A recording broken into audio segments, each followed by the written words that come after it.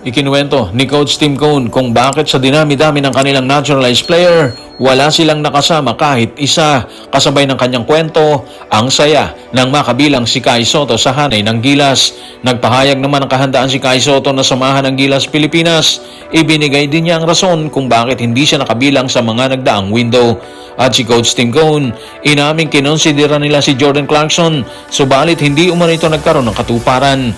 Tutukan po natin ang lahat ng yan, pero bago yan, paki-subscribe, like and share na lang muna para pareho tayong updated. Sa kabila ng kawalan ng naturalized player, bunga ng hindi stable na kalagayan ng injury ni Justin Brownlee, naniniwala si Coach Tim Cone na may kakayahan ang dala-dala niyang grupo sa pagsabak ng Gilas sa Asian Qualifiers ng World Cup na gaganapin sa Moa Arena ngayong August 28 at 30. Bago pa yan, ibinahagi niya ang naging mabigat na karanasan sa paghugot ng naturalized player na posible sanang makabilang nila sa hanay.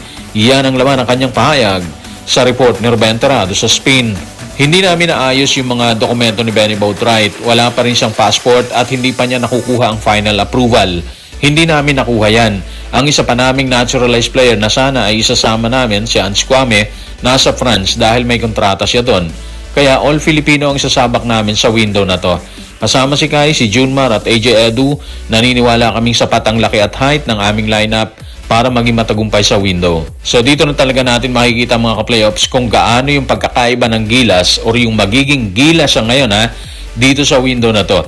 All Filipino yung lineup dahil wala si Justin Brownlee. Kaya hindi na pwedeng umasa sa naturalized player bilang pangunahing offensive option. Pero hindi naman nangangahulugan na wala ng armas ang Pilipinas. Tama ang point ni Coach Tim meron silang size. May Kai Sotto, may Junmar, may AJ Edu.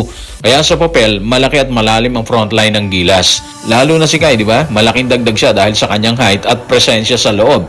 Ang challenge ngayon mga playoffs is kung gaano or kung paano gagamitin ni Coach Tim ang tatlong big men nang hindi bumabagal ang kanyang opensa at kung paano sila magiging effective laban sa Jordan at Iran.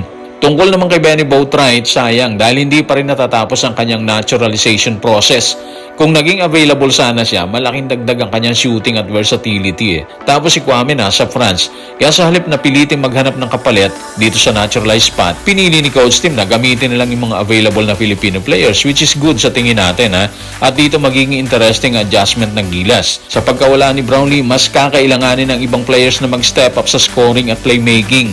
Yun yung kalimitan hindi nagagawa ng mga locals natin. Hindi naman kailangan na may isang player na direktang pumalit sa production ni Justin. Mas dapat manggaling sa buong lineup. Sama-sama sila doon para walang maging kulang, di ba? At kung maging consistent yung guards natin, makakatulong sa size nila Kai, ni Junmar at AJ Edu, magiging maayos ang sistema ni Coach Tim at may kakayahan pa rin lumaban ng Gilas. Pero hindi rin natin dapat kalimutan na 2-4 ang record ng Pilipinas at mahalaga ang dalawang laro na yan. Kaya malaking test talaga to sa all Filipino Gilas. Kaya ba nilang manalo kontra Jordan at Iran kahit wala ang player na matagal nang naging pangunahing sandata ng national team? Tila sinagot naman ni Kai Sotto ang mga katanungan ng fans na matagal nang umuugong sa loob at labas ng basketball community. Dahilan niya, hindi siya healthy sa mga panahong kailangan siya ng Gilas Pilipinas. Kaya sa ngayon ang malusog umano siya, bukod pa sa inspirasyong nakukuha sa kanyang asawa at magiging anak, tila may pangako siyang magandang ilalabas nitong laban. Iyan ang laman ng kanyang pasabog sa report ni Richard D. ng The Manila Times. Sobrang inspirado ko ngayon na paparating na yung baby kaya kailangan kong maging mas seryoso pa sa aking paghahanda para makatulong sa Gilas na makuha ang dalawang panalo para sa baby ko, para sa asawa ko at para sa ating bansa. Maganda rin ang timing dahil malusog na ako ngayon. Ang dahilan kung bakit hindi ako nakapaglaro noon para sa Gilas ay dahil injured ako. Pero ngayon, maluwag na yung schedule ko. So may dalawang magandang point dito si Kai Sotto. Una, malinaw na seryoso ang commitment niya ngayon sa Gilas. Hindi lang dahil may dalawang crucial games laban sa Jordan at Iran. Kung hindi, may personal siyang dagdag na motivation dahil sa kanyang pamilya. At sa sitwasyon ng Gilas na 2-4 ang record na kailangan bumawi sa second round, malaking bagay ang mindset na dala-dala niya. Pangalawa, interesting ang paglilinaw niya tungkol sa matagal niyang pagkawala dito, di ba? Sinabi niyang injury ang dahilan kung bakit hindi siya nakasama noon at ngayon healthy na siya. May basehan naman yon dahil nagkaroon talaga siya ng ACL injury na nagpahinto sa kanya at naging dahilan para hindi siya makalaro sa mga nakaraang windows. At ngayong malusog na siya at libre yung schedule niya, mas mahalagang tingnan kung anong maibibigay niya ngayon. At napakalaki ng maaaring effect niyan laban sa Jordan at Iran. 7'3" na katawan. rebounding, rim protection at interior presence sa mga bagay na hindi madaling palitan. Hindi naman kailangan na siya yung maging top scorer. Sapat nang maging reliable siya sa loob para mabawasan ang pressure sa ibang players. Lalo na ngayon, wala si Justin. Mas magiging mahalaga ang presensya niya sa parehong opensa at depensa. Sa madaling salita mga ka-playoffs, dumating si Kai sa panahong kailangan siya ng gilas. Ang pinakamagandang sagot niya ngayon sa lahat na naging tanong tungkol sa kanyang availability is hindi na kailangan manggaling sa interview. Makikita na mismo sa kanyang performance laban sa Jordan at Iran sa oras na magharap na sila. Samantala, inamin naman ni Coach Tim Cone na napag-usapan nila ang posibleng pagpasok ni Jordan Clarkson sa hanay ng Gilas, Pilipinas sa parehong Asian qualifiers ng World Cup at Asian Games ngayong September. Subalit base sa kanyang pahayag, walang paraan para maipasok pa siya sa nasabing hanay. Bunga ng kontrata nito sa NBA.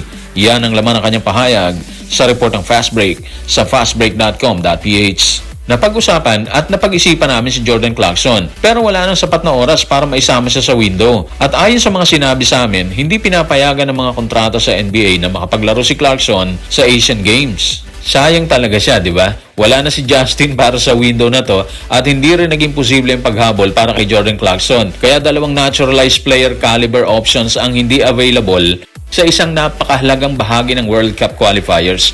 Yung kay Clarkson, masasabi mo na sayang talaga dahil may karanasan na siya sa Gilas. Kaya kung nakasama sana siya, hindi na kailangan magsimula sa zero pagdating sa chemistry at role niya, di ba? Pero malinaw din sa sinabi ni Coach Tim na NBA contract considerations ang naging hadlang. Hindi dahil ayaw siyang kunin ng ating pambansang kupunan. Ang magandang balita dito mga playoffs, nandyan naman si Kai Sotto kasama si Junmar at si AJ Edu para magbigay ng size. Kaya kung tutuusin, hindi na dapat pagtuunan ng pansin kung sino yung wala dito. Sila yung available sa Gilas At dito masusukat kung gaano kalalim ang sistema ni Coach Tim Cone. Kung makakuha sila ng panalo kontra Jordan at Iran, kahit walang tulong ng naturalize, magiging malaking statement yun na hindi nakadepende ang Gilas sa isang pangalan lamang.